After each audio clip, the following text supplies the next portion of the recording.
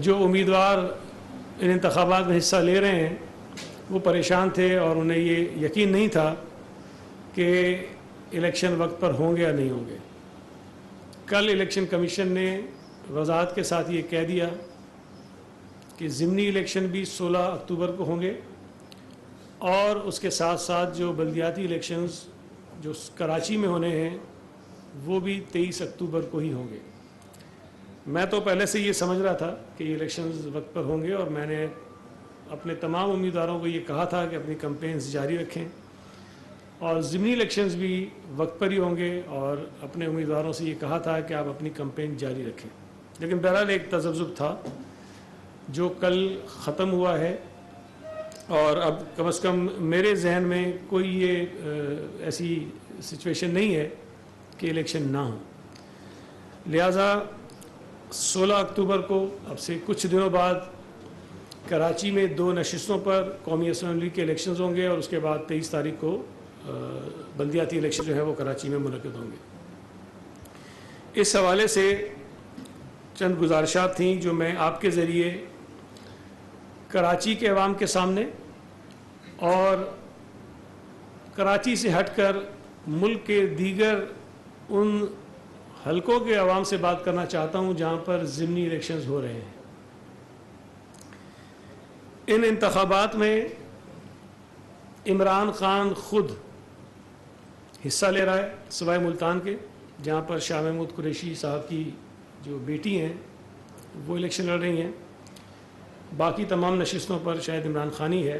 لیاری کی نشست پر جو ہے وہ اسلام آباد ہائی کورٹ نے الیکشنز روک دیے ہیں، اور باقی علاقوں میں الیکشنز ہو رہے ہیں۔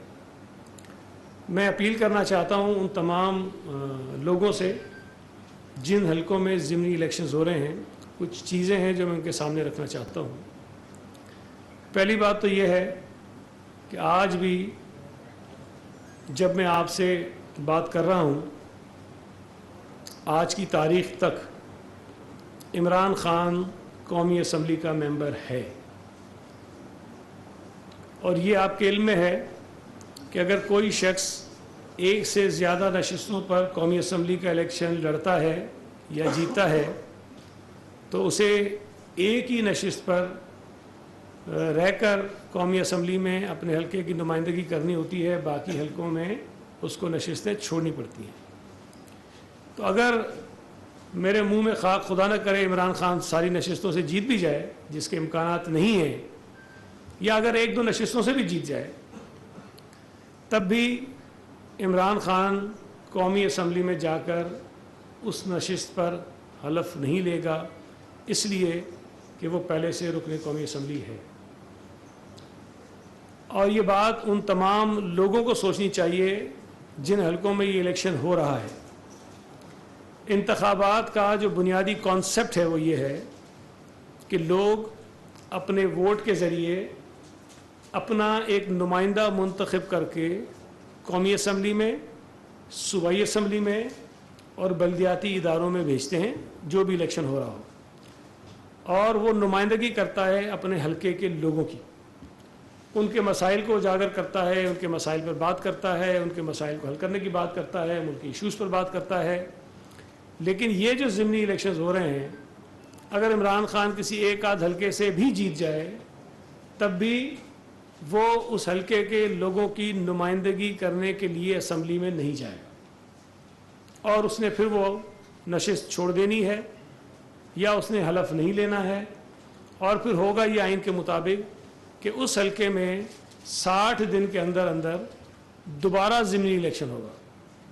تو عمران خان جس نے اس ملک کے اداروں کو، آئین کو، قانون کو مذاق بنایا ہوا ہے، اس نے ان تمام ضمنی الیکشنز میں اپنے آپ کو کینڈیڈیٹ بنا کر اس ملک کا جو انتخابی نظام ہے، جو عمل ہے، اس کو بھی مذاق بنانے کی کوشش کی ہے، اور یہ اس راستے پر چل رہا ہے۔ اس الیکشنز پر خرچہ اپنی جگہ جو ہوتا ہے سو ہوگا، لیکن ہر جماعت کا امیدوار الیکشن لڑتا ہے، بڑی تعداد میں لوگ اس الیکشن میں حصہ لیتے ہیں، کمپین چلاتے ہیں، اپنا ٹائم لگاتے ہیں، اور اس کے بعد اگر نتیجہ یہ نکلے کہ الیکشن کے بعد پھر 2 مہینے بعد وہاں الیکشن ہونا ہے، تو میں سمجھتا ہوں کہ اس سے بڑا بھونڈا مذاق اس حلقے کے لوگوں کے ساتھ نہیں ہو سکتا۔ اس لیے میری گزارش یہ ہے اس حلقے میں رہنے والے تمام لوگوں سے کہ آپ اپنے ایسے نمائندے کو ووٹ دے کر اسمبلی میں بھیجیں جو وہاں سے جیتنے کے بعد اسمبلی میں جا کر وہاں حلف لے اور آپ کے حلقے کی نمائندگی کرے، آپ کے مسائل پہ بات کرے، آپ کی مشکلات کو کم کرنے کی کوشش کرے۔ دوسری چیز جو بڑی دلچسپ ہے کہ جن لوگوں کے استعفے اسپیکر قومی اسمبلی نے منظور کر لیے تھے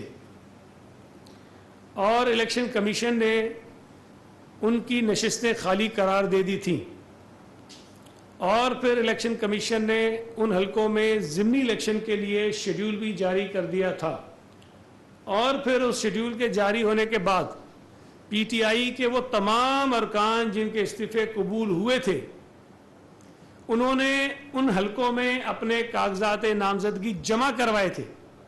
اب یہ پورا تسلسل ہے جو میں آپ کو بتا رہا ہوں۔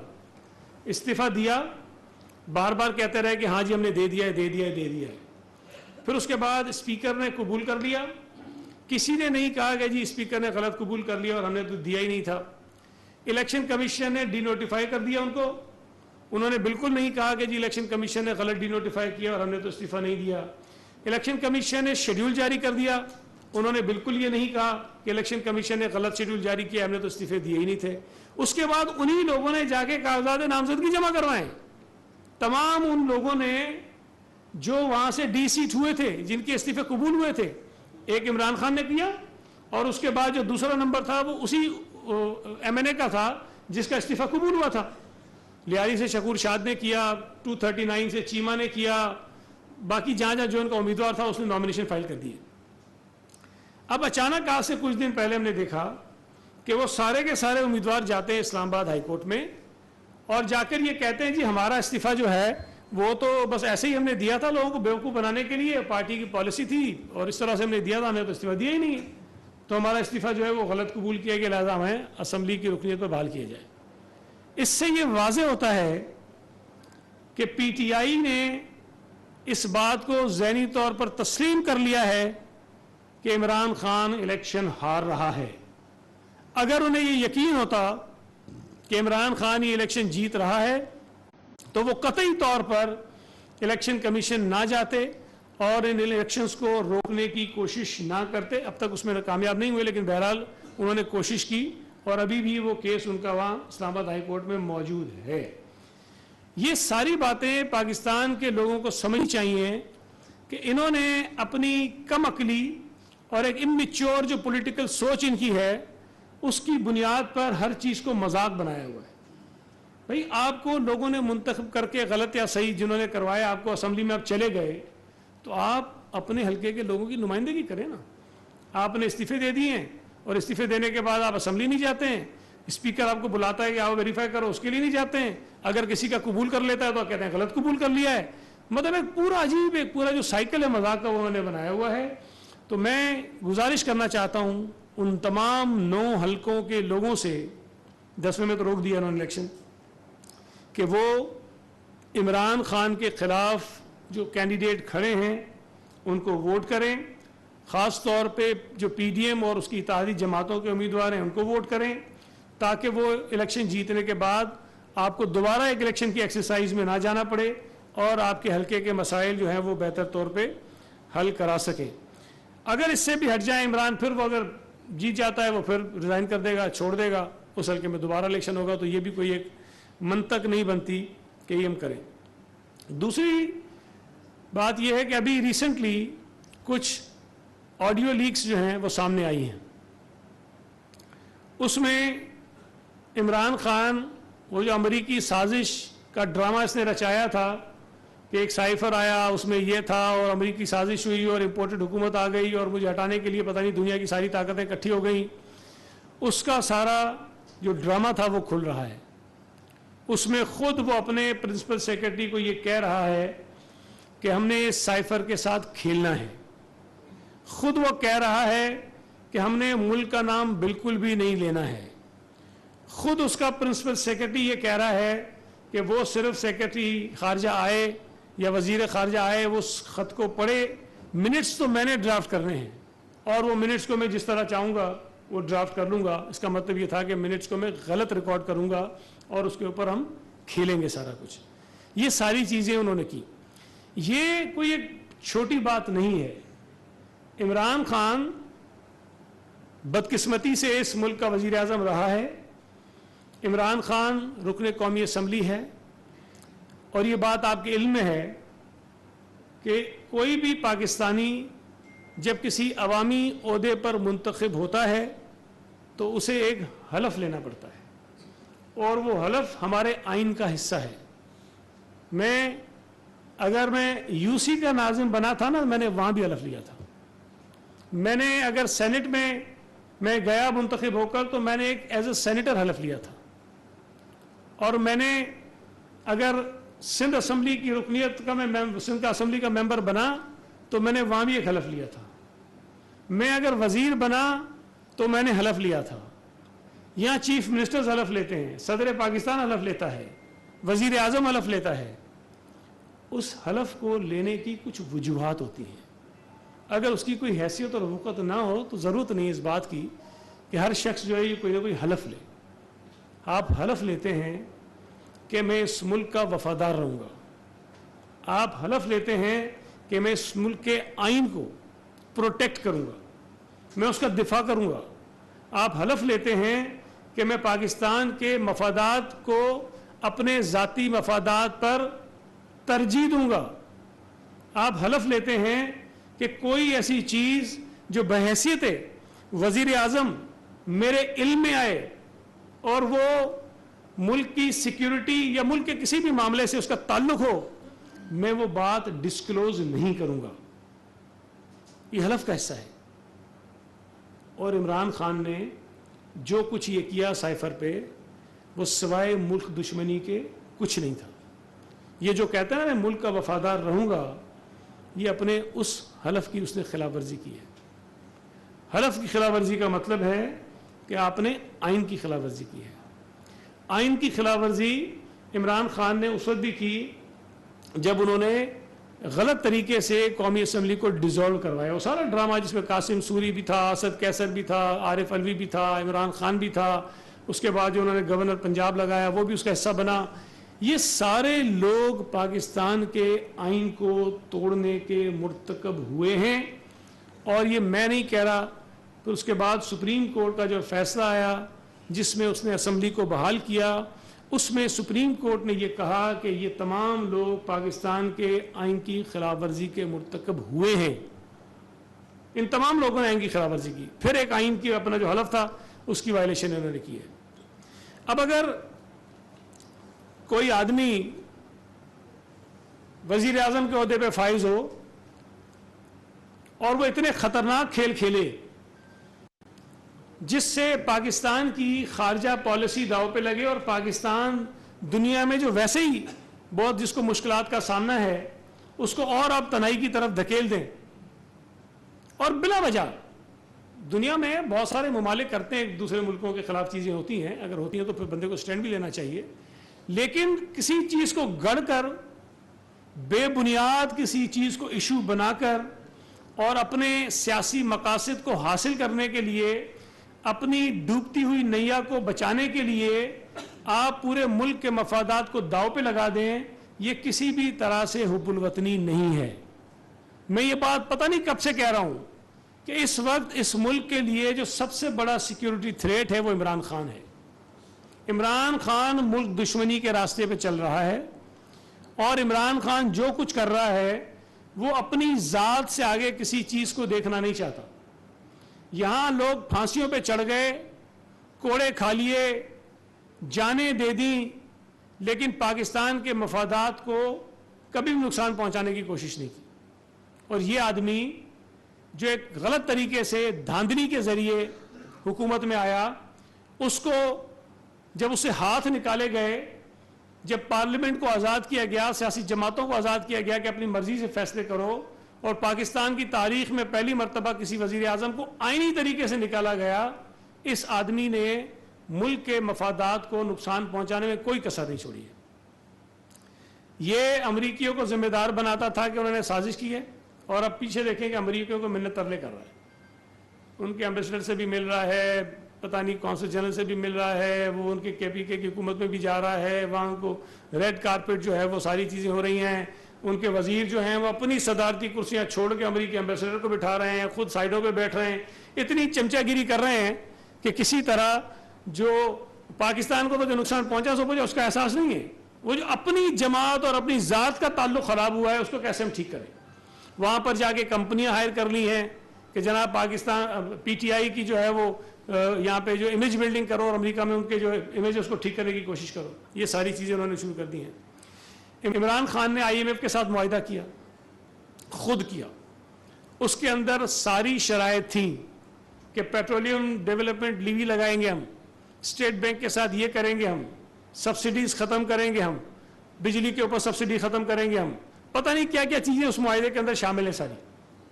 اور جب پتہ چلا کہ حکومت جا رہی ہے تو IMF کے اس معاہدے کو خراب کرنے کی خود ہی کام شروع کر دیا اور اس کی وائلیشن شروع کر دی, خلاف ورزیاں شروع کر دی, وعدہ خلافی شروع کر دی تاکہ IMF جو ہے وہ اس سے پیچھے ہٹ جائے. اور یہ ہوا. اس کے بعد جب نئی حکومت آتی ہے, ظاہر ہے کہ ملک کے اندر کرائسس تھے, وہ دوبارہ IMF کے پاس گئے. اب ایک ادارے کے ساتھ آپ نے ایک معاہدہ کیا, حکومت معاہدہ کرتی ہے, عمران خان تو نہیں کرتا, حکومت پاکستان نے کیا عمران کی حکومت میں, اور اس کی جب خلاف ورزی ہو جائے, جب دوبارہ جائیں گے معاہدے کے لیے تو ان کی شرائط سخت ہوں گی.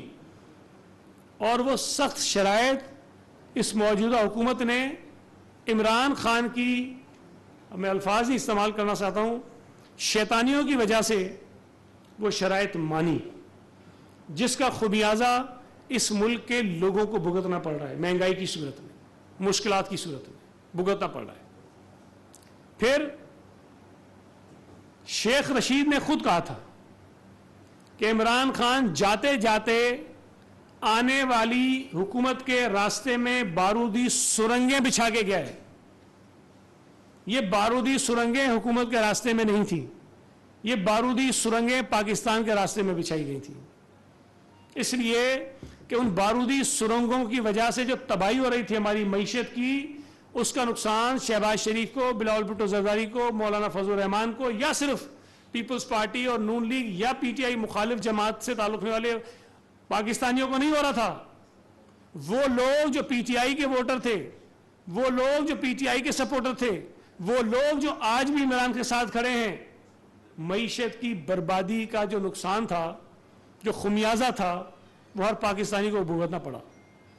پھر جب IMF کے ساتھ معاہدہ ہو رہا تھا, ہونے لگا تھا, تو پھر شوکت ترین کی ایک ویڈیو آڈیو جو ہے وہ لیک ہوتی ہے, جس میں وہ خیبر پختونخوا اور پنجاب کے وزراء خزانہ کو یہ کہہ رہا ہے کہ تم IMF کو خط لکھو اور تم ان کو کہو کہ صوبوں کے بہاف پہ جو وعدے ہم نے کیے تھے کہ ہم IMF کے ساتھ یہ چیزیں پوری کریں گے, ہم وہ نہیں کر سکتے ہیں. مقصد یہ تھا کہ جو IMF کے ساتھ ایگریمنٹ ہو رہا ہے اس کو کسی طرح وہ سبوٹیج کریں, وہ نہ ہو, اور خدا نہ خواستہ پاکستان ڈیفالٹ کر جائے اور پاکستان کی معیشت جو ہے وہ ڈوب جائے. اور اگر یہ صورتحال پیدا ہوتی تو اس کا خمیازہ بھی پیپلز پارٹی, نون لیگ اور عمران مخالف لوگوں کو نہیں بھگتنا پڑتا, اس کا خمیازہ بھی ہر پاکستانی بھگتتا, جو عمران خان کے ساتھ ہے وہ بھی اور جو عمران کے مخالف ہے وہ بھی. انہوں نے یہ کیا. اس سے بڑی ملک دشمنی اور کیا ہو سکتی ہے؟ اب کیا ایسی ملک دشمنی رکھنے والے آدمی کو, جماعت کو لوگ ووٹ دے کر اگر دوبارہ ان کی پذیرائی کرنا چاہتے ہیں, ان کی مرضی ہے, لیکن میں یہ سمجھتا ہوں کہ عمران خان ووٹ کے نہیں جوتوں کے لائق ہے. عمران خان کو سیاسی طور پر دفن کر کے اس ملک کو ایک ملک دشمن آدمی سے چھٹکارا دلانے کی ضرورت ہے. مجھے نہیں پتا کہ کیا مجبوریاں ہیں, میں تو پچھلے پتہ نہیں 6-8 مہینوں سے کہہ رہا ہوں, جب سے عمران خان کی حکومت ہٹی ہے, کہ عمران خان پر غداری کا مقدمہ بننا چاہیے, عمران خان پر آئین شکنی کا مقدمہ بننا چاہیے, عمران خان پر ملک دشمنی کا مقدمہ بننا چاہیے, اور عمران خان کو اور اس کے عمرانی ٹولے کو جیل میں ڈالنا چاہیے. لیکن پتہ نہیں, مجھے نہیں پتا, چونکہ میں سندھ حکومت میں بیٹھا ہوں, وفاقی حکومت کا مجھے نہیں پتا کہ کیا وجوہات ہیں کہ ایک آدمی اتنا گند کر رہا ہے اور پاکستان کے ساتھ کھیل رہا ہے، وہ آدمی پاکستان کے ساتھ کھیل رہا ہے اور اس کے خلاف کوئی کارروائی اب تک نہیں ہو رہی ہے۔ کرپشن کی بات یہ کرتا ہے، کرپشن کے نعرے لگاتا ہے۔ یہ گوگی کہاں غائب ہے بھائی؟ یہ گوگی کو کیوں بگایا گیا ہے؟ یہ گوگی کو کیوں واپس نہیں لایا جا رہا ہے؟ یہ توشہ خانے پہ جو ڈاکہ پڑا ہے اس ڈاکے کا حساب کیوں نہیں اس سے لیا جا رہا ہے؟ عمران خان نے ابھی جعلی اپنی 70ویں سالگرہ منائی ہے، شناختی کارڈ میں شاید ڈیٹ کوئی اور ہے، پتہ نہیں، اس نے منا لی، ہر کام میں 2 نمبری کرنی ہے۔ اس نے اپنی 70ویں سالگرہ منائی ہے۔ 70 سال کا ہوا ہے، جب وہ وزیر اعظم بنا تھا تو غالباً 66 سال کا تھا۔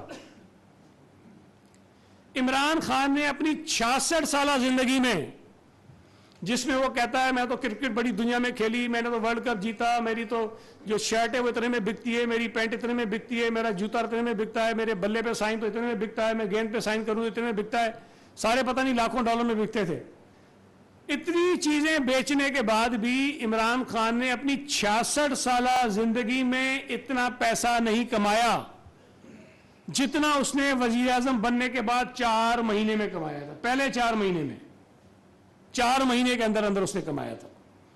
سوال تو یہ اٹھتا ہے کہ اس کا حساب کیوں نہیں ہوتا بھائی؟ وہ کون سی ایسی چیز تھی کہ جو عمران خان 66 سالوں میں نہیں کر سکا اور 4 مہینے میں کر کے اس نے وہ پیسہ کما لیا؟ میں یہ بات کئی بار کہہ چکا ہوں کہ میں مڈل کلاس کا آدمی ہوں، آج بھی میرے پاس اپنا ذاتی گھر نہیں ہے، میرا ٹیکس عمران خان سے زیادہ تھا۔ 300 کنال کے محل میں رہتا ہے، یہ 300 کنال کے محل میں اس کا انکم ٹیکس مجھ سے کم تھا۔ میں یہ سوال پوچھ کے تھک گیا ہوں کہ عمران خان کا ذریعہ آمدنی کوئی بتائے کہ کیا ہے، وہ کہاں سے پیسے کماتا ہے بھائی، کہاں سے اپنا گھر چلاتا ہے؟ بقول ان کے لوگوں کے وہ تو فرشتہ ہے، کرپٹ تو ہے نہیں، تو کہاں سے پیسے کماتا ہے؟ کوئی تو ذریعہ ہوگا اس کا، کوئی آ کے بتائے تو صحیح ہمیں ذریعہ معاش اس کا کیا ہے۔ عمران خان خود کرپشن کے خلاف نعرے لگاتا ہے، ارد گرد اس نے ٹولے رکھے ہوئے، ٹولے جو سوائے کرپشن کے کچھ نہیں کرتے ہیں۔ ہماری باتوں کو چھوڑ دیں، جسٹس وجیہ الدین اس کی پارٹی کا آدمی تھا، اس نے ٹرائبیونل اس کی سربراہی میں عمران نے خود بنوایا تھا، اس کی رپورٹ پڑھیں۔ عمران خان کے اپنے ایم این ایز اسمبلی میں کھڑے ہو کے کہہ رہے تھے کہ ہم نے ٹکٹ دے کر پیسے دے کر پارٹی کا ٹکٹ لیا ہے۔ گوگی نے 3,500-4 ہزار تبادلے ہوئے ہیں پنجاب میں، پاکستان کی تاریخ میں کسی صوبے میں اتنے تبادلے نہیں ہوئے، deputy commissioner, assistant commissioner, S S Ps کے، سیکرٹریز کے، اور ہر تبادلے کے ریٹ فکس تھے۔ سوال یہ پیدا ہوتا ہے کہ اس کا حساب کیوں نہیں لیا جا رہا کہ وہ گوگی کہاں پر ہے جو بقول عمران اس کے لیے صفائی دینے؟ وہ تو بیچاری ریئل اسٹیٹ کا کام کرتی تھی، اس بیچاری نے تو بڑی محنت کی تھی، اس بیچاری کے پیچھے سب پڑ گئے۔ اور بھائی وہ بیچاری اتنی صاف ہے، پارسا ہے، تو اس کو واپس لے کر آؤ نا۔ باقیوں کو تم کہتے تھے عدالتوں کا سامنا کرو، گوگی آسمان سے اتری ہوئی ہے۔ پنجاب میں جب دوبارہ پرویز الہی کو وزیر اعلیٰ بنایا تو پہلا کام یہ کروایا کہ گوگی کے خلاف ہونے والی تحقیقات کو بند کروایا۔